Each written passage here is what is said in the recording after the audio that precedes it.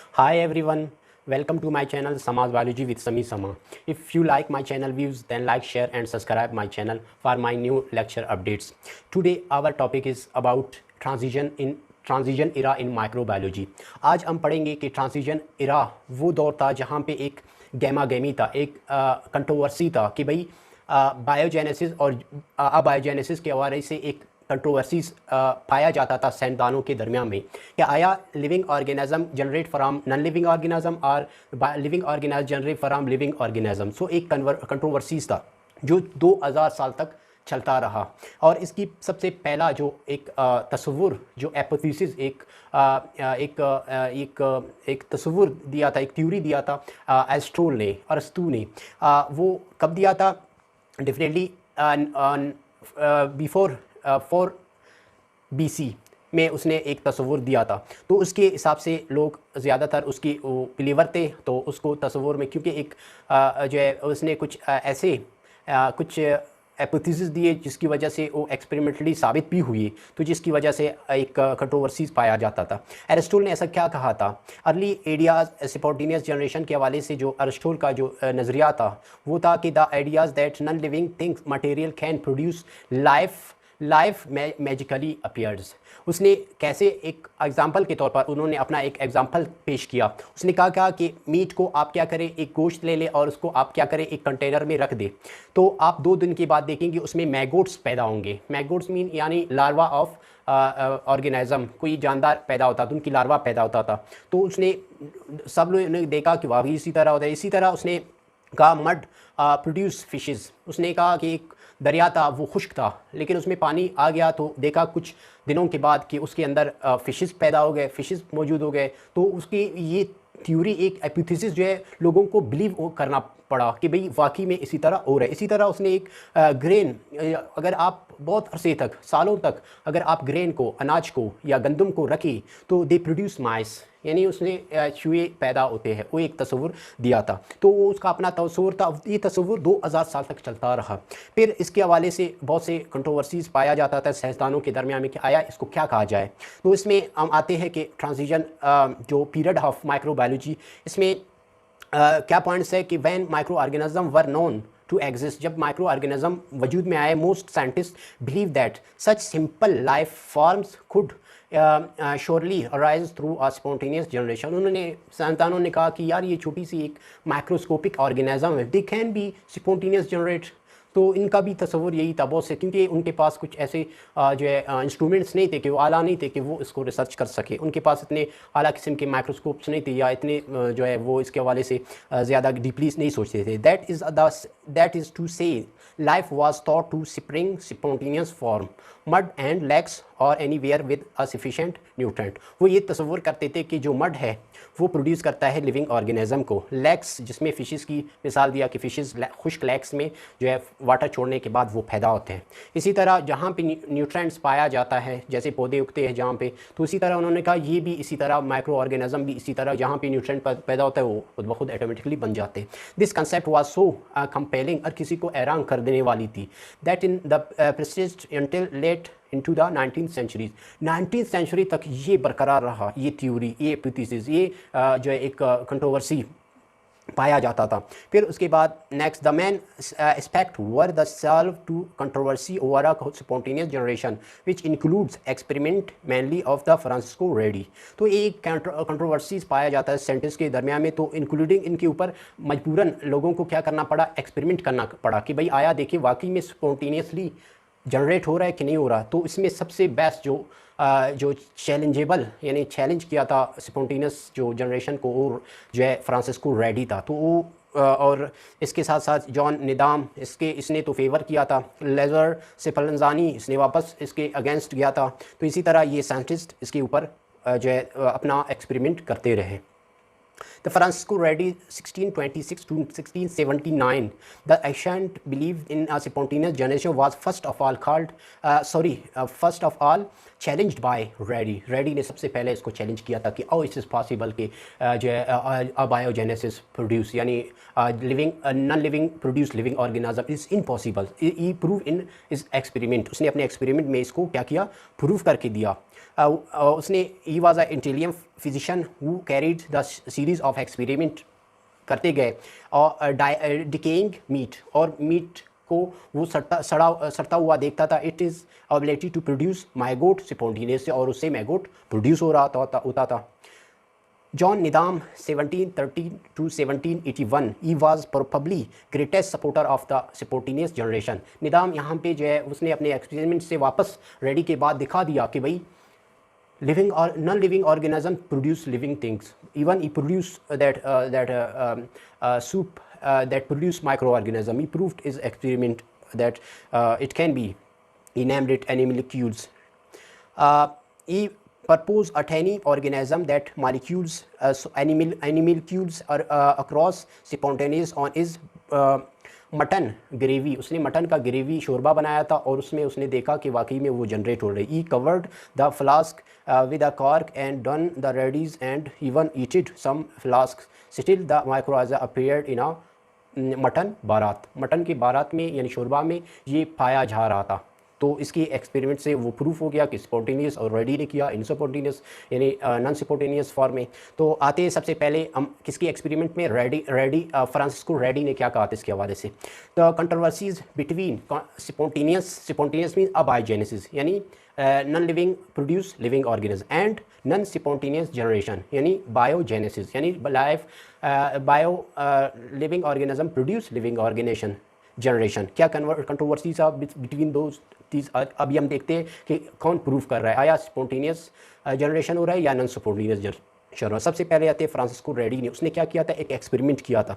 उसने क्या किया था, एक बोतल लिया और उस बोतल के अंदर एक जो जार लिया था और उस जार के अंदर उसने एक मीट रखा। मीट को रखा तो meat was non living thing. तो कुछ अरसे के बाद देखा कि उसमें मैगोट्स पैदा हुए। मैगोट्स मीन लार्वा ऑफ इंसेक्ट्स पैदा हो गए।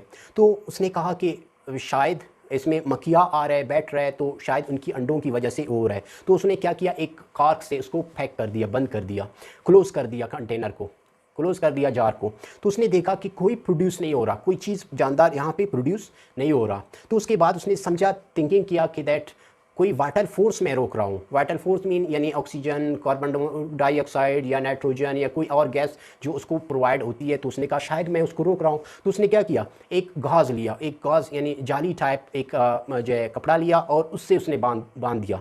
फिर कुछ अरसे बाद छोड़ दिया। तो उसके बाद देखा कि उसके अंदर कोई मैगोट्स पैदा नहीं हो रहे थे, लेकिन गाज के ऊपर मैगोट्स पैदा हो रहे थे। तो इसका मतलब है he prove that these are the flies वो प्रोड्यूस एग्स एंड लार्वाज। तो इसकी वजह से उसने ये प्रूफ करके दिया कि ये जो है मक्खियाँ आते हैं, फ्लाइज आते हैं और इसके ऊपर बैठते हैं और अंडे देते हैं, जिसकी वजह से लार्वा पैदा होती है। तो यहाँ पे उसने प्रूफ करके दिया कि spontaneous prove that living organism can only produce living organism, non living thing can not produce living organism. तो ये था रेडी का एक्सपेरिमेंट। अभी आते हैं जॉन निदाम एंड स्प्लांजानी एक्सपेरिमेंट। जॉन निदाम ने किसको चैलेंज किया, रेडी फ्रांसिस्को रेडी को। और उसने एक एक्सपेरिमेंट किया। उसने एक बोतल लिया और उसके अंदर जो है बारात कहते हैं प्रोटीन यानी न्यूट्रेंट, रिच ऑफ न्यूट्रेंट्स, जिसमें जो है न्यूट्रेंट्स मौजूद हो। उसने क्या किया, उस बोतल को गर्म कर दिया, ईट अप कर दिया कि उसमें जितने भी अगर कोई भी जर्म हो तो वो डेड हो जाए, मर जाए, ख़त्म हो जाए, डिस्ट्रॉय हो जाए, डीएनए उसका, प्रोटीन उसका, सब कुछ फिनिश करके उसने जो है उस बोतल को, जो सेकंड जो बोतल है, ठीक है, जो फ्लास्क है, उसने उसको रख दिया 1-2 दिन के लिए। फिर अगले दिन देखा कि उसके अंदर माइक्रोब्स अपीयर हो गए। तो उसने वो कहा कि स्पॉन्टेनियस जनरेशन को यहाँ पे उसने सपोर्ट किया कि बेजान से भी जानदार पैदा हो रहा है। तो इसी की जो निदाम को चैलेंज किया था लेज़रो स्प्लांजानी ने। स्प्लांजानी ने क्या किया, उसके उसी जो है बारात को, उसी जो है सूप को उठाया, जो मीट का सूप था या कोई और था जिसमें रिच ऑफ न्यूट्रेंट था। उसने क्या किया, उसको हीट अप कर दिया, सारे माइक्रो ऑर्गेनिज्म को उसने क्या किया, डिस्ट्रॉय कर दिया, प्रोटीन उसका, डीएनए इसका सबको डिस्ट्रॉय कर। उसने उसके बाद उसने उसको रखा और उसने अगले दिन देखा कि वो बन रहा है। तो उसने क्या किया, उसी एक्सपेरिमेंट को वापस उसने रिपीट किया और उसने क्या किया, उसको वापस हीट अप कर दिया और सारे माइक्रो ऑर्गेनिज्म उसने डिस्ट्रॉय किया। उसके बाद उसके ऊपर एक यानी उसके यानी फ्लास्क के ऊपर एक कॉर्क रखा, यानी कॉर्क से इसको बंद किया कि कोई आवाज़ से कोई चीज़ ना आ रहा हो कि शायद इसकी वजह से। तो उसने देखा कि उसको 2-3 दिन तक रखा तो उसमें कोई माइक्रोब अपीयर नहीं हुए। तो उसने यहाँ पे प्रूफ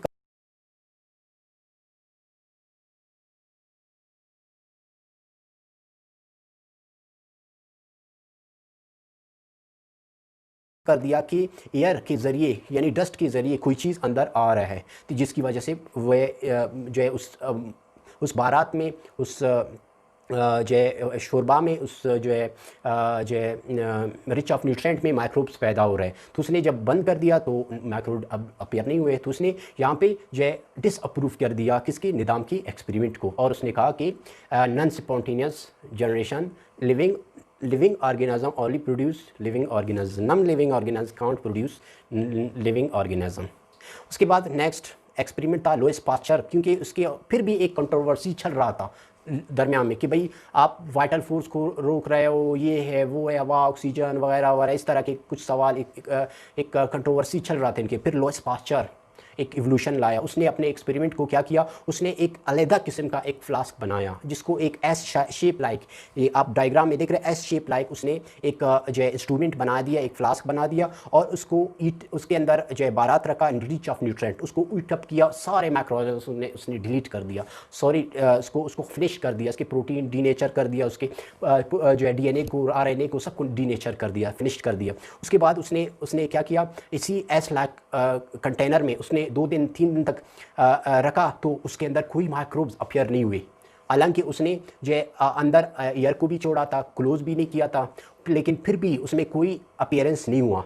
तो उसके बाद उसने क्या किया, जो नेक्स्ट डायग्राम में आप देख रहे हैं, उसने उसकी वो एस शेप लाइक जो ट्यूब था उसने उसको ब्रेक कर दिया, ब्रेक करके देखा तो अगले दिन उसमें माइक्रोब पैदा हुए। तो उसने यहाँ पे एक जो है तस्वुर लोगों को एक प्रैक्टिकली समझा दिया कि आप लोगों का जो कंट्रोवर्सी चल रहा था कि भाई जो है नॉन लिविंग ऑर्गेनिज्म से लिविंग ऑर्गेनिज्म यानी स्पॉन्टेनियस जनरेशन हो रही है, तो इससे आप क्या सबक ले रहे हैं कि ये मैंने यहाँ पे डस्ट को रोका, जो कैरियर थे, जो वेक्टर थे, जो क्या करते थे माइक्रोब्स को इस बारात में ले आते थे, लेकिन मैंने उसको एक ऐसे शेप दे दिया जिसमें डस्ट रह जाते थे, लेकिन ऑक्सीजन कार्बन डाइऑक्साइड जो वाइटल फोर्स था वो अंदर जा रहा होता था, लेकिन फिर भी अपीयर नहीं हुआ। इसका मतलब है कि that non living thing can not produce living organism. ये था लुईस पास्चर ने क्लियर एज क्रिस्टल कर दिया लोगों के लिए। अब उनको समझ आ गया कि दिस इज द पॉइंट। जो next Lazzaro Spallanzani 1729 to 1799, he was a Italian naturalist, वो एक नेचुरलिस्ट था, who attempted the refute Needham's experiment, उसने डिसप्रूव कर दिया निदाम के एक्सपेरिमेंट को। उसने जो बारात बनाया था उसमें जो माइक्रो प्रोड्यूस हो रही थी, उसने कहा माइक्रो ऑर्गेनिज्म और सिंपल दे कैन प्रोड्यूस, लेकिन जो है स्पलांजानी ने उसको डिसप्रूव करके दे दिया। He boiled beef broth for longer period, उसने लॉन्गर पीरियड के बाद उसको क्या किया, रिमूव कर दिया।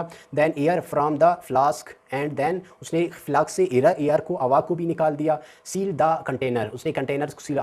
Following incubation no growth was observe by the him these by flask, इस फ्लास्क के अंदर कोई माइक्रोब अपीयर नहीं हुए। तो यहाँ पे इसने प्रूव किया, ये showed that the heated nutrient could still grow animalcules when expose to air. अगर आप उसको खुला छोड़ेंगे एयर में तो डेफिनेटली उसके अंदर डस्ट है, डस्ट के ज़रिए माइक्रोब्स आ सकते हैं, उसमें स्पोर्स हो सकते हैं, ठीक है, वो आकर यहाँ पे जो है कंटेमिनेटेड हो सकती है और बन सकती है। उसके बाद है Nicholson, Appert following the ideas of Spallanzani work, he was a French wine maker who shows that soups and liquids can be preserved by eating and extensively in a thick campaign bottle।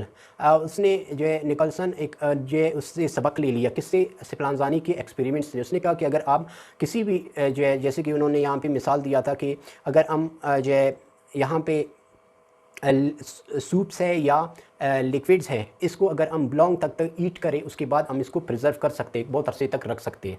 तो उसने अपने इस experiment में उसने करके दिखा दिया। Ignaz Semmelweis and John Snow were the two persons who showed growing awareness of the mode of diseases transmission। उन्होंने ये तस्वर दिया कि जो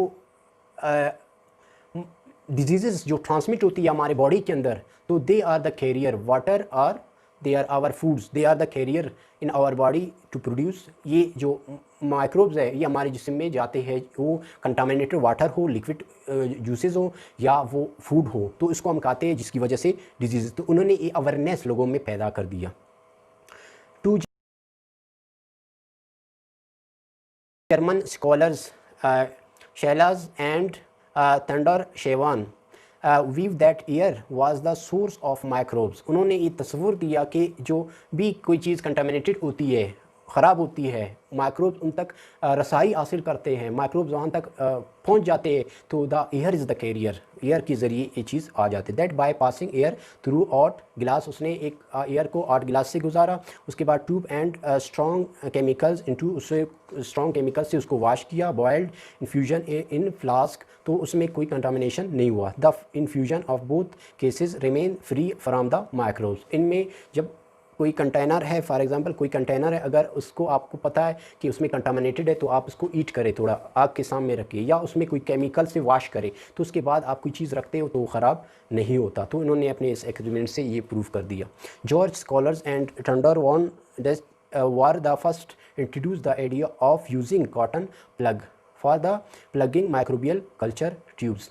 उन्होंने सबसे पहले ये तस्वुर दिया कि आपने किसी भी जो है लिक्विड है या कोई लिक्विड फॉर्म में कोई फूड है, तो उसको आप किसी कॉटन से उसके ढक्कन को, उसके जो है माउथ को, उसके जो है माउथ को क्लोज़ करें किसी कॉटन से, तो माइक्रोब्स की चांसेस नहीं है कि वो अंदर जा सके। इसी तरह डार्विन अपने बुक में ओरिजिन ऑफ द स्पीशीज़ में लिखते हैं, show that the human body could be the conceived of creatures and susceptible to the law of nature. वो ये अपना एक नज़रिया रखता था, उसने अपनी किताब में लिखा है कि ह्यूमन बॉडी खुद क्या करता है, लिविंग ऑर्गेनिज्म को प्रोड्यूस करता है, उनके अंदर एक कुदरती एक वाइटल फोर्स है। He was the opinion that disease में बी बायोलॉजिकल फेनोमेना। उसने कहा कि जो डिजीज़ किसी को होता है, किसी को डिजीज़ होती है, तो एक कुदरती एक अमल है, एक फेनोमेना है जो वो होता रहता है, रेदर देन लॉजिक। उसने कहा कि कोई इसमें कोई लॉजिक नहीं है। ये था हमारे